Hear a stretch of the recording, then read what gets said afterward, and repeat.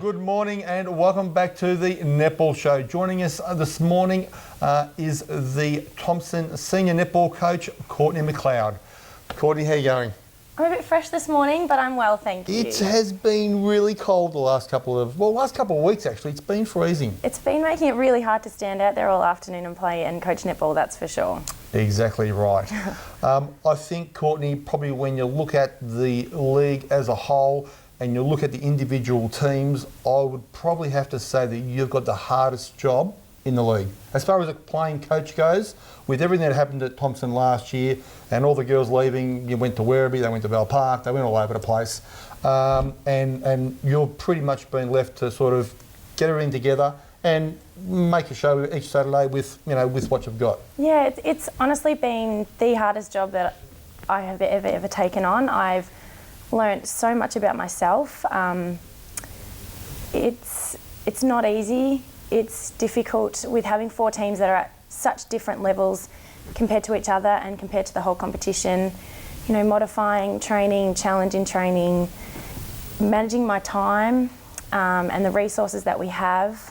It's really been difficult, but we're getting there and I'm enjoying the challenge and I'm enjoying creating a legacy at the Thompson Football Netball and Club that probably hasn't been there before. So yep. I'm doing it my way and we're getting there. We're getting better.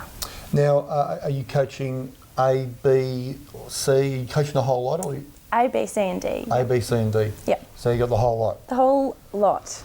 And so you've got 40 girls and you're acting your coach, your mentor, your mother, your sister, you're the whole, as you know, yes. You're the whole lot now. I am. And how are you finding that? I mean, it's challenging, I know, just being a coach, yep. But doing everything else, it takes a toll on you emotionally, it really does. You know, people, they come to you with their problems, they can't come to training because of their personal issues or they're having issues with their teammates or their self-esteem's not up there, they don't think they're up to it. So you really do have to take on more roles than just a coach. And that in itself is really, really difficult. Yeah. Have you picked up some new girls this year or pretty much just with what was at the club last year, you've just put everyone up into higher grade or?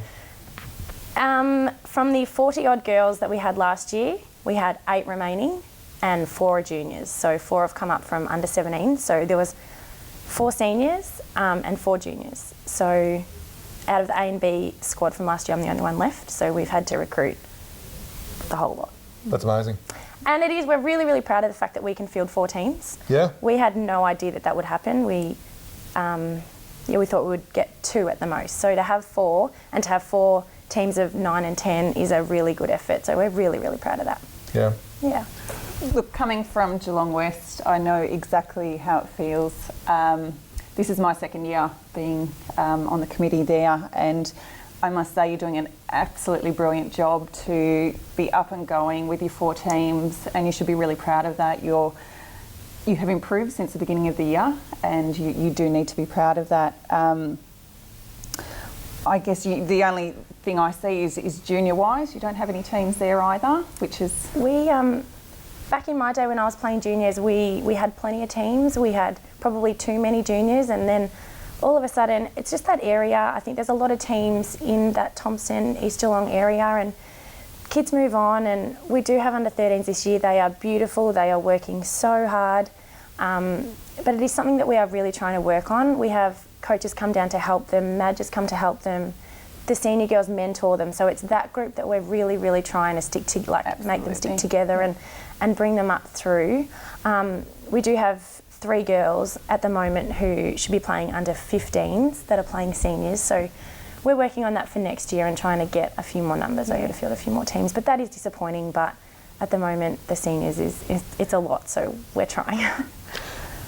Courtney, you said Madge has been there to help out the 13s? Yes, she has. Madge?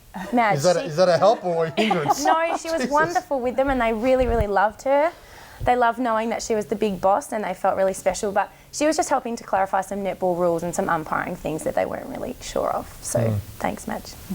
I noticed, like when we played you a couple of weeks ago, you shot 30 odd goals against us, and the week before against the Bell Post Hill, you did the same with them as well. Yes. And you actually surprised, I know, Terry from Belfast, he was surprised. He thought, try and get a big score, but he didn't. Yeah. And that's a big change from where you were 10 or 11 weeks ago at the start of the season, and you really struggled.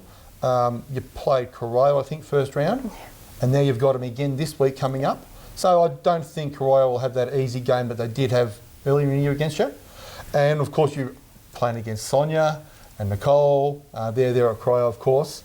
Sarah Bromley's at Corio as well. So, it'll be, it's probably going to be a bit of an emotional sort of day, and see how you end up after that. It will be an emotional day, and it was round 1, but I can tell you it's a totally different feeling for us now. From that very first round, and we played Werribee the second round, I looked at that and I thought, what am I going to do? So setting individual and team goals has really, really worked for us. We set goals each week, we set key performance indicators, and to meet them is such a fantastic feeling. The success probably isn't coming from winning games, but we need something to focus on and something to feel good about. So when we achieve those things, we really do enjoy that, and that's where we judge our success from. So we'll be doing that again this week, and hopefully we'll come away with a few more goals than we did last time. So you set KPIs on match day? At training, our training is based on what we will be doing on the Saturday. Yep. So the girls will find out at the end of the training session what their goals and things they need to achieve are. And what are some of the goals that you set the girls? Or the goalers or the defenders, you probably set them certain things? We do. We're trying a few different tactical things in defence. So doing those, setting margins that the defenders have to meet. So scoring margins, and Belpo Steel was one of those. Yep. We didn't want them to get over 78, and I don't think they did. No, they didn't. And targets, quarter by quarter targets, and then individual goals based on positional specific things as well. Okay. Well, look, seriously, I think, like I said at the start of the show, you've got a really hard job, and I think from where you were, 10 weeks ago to where you are today, it's a credit to you, and keeping your head up there and not just folding and saying I can't do this and walking away from it. So, congratulations. Thank you very much. And thanks for coming on this morning. Thanks for having me. I appreciate your comments. It's nice to hear. That's really good. Thanks. Really good. We'll go for a quick break, and we'll be back in just a moment.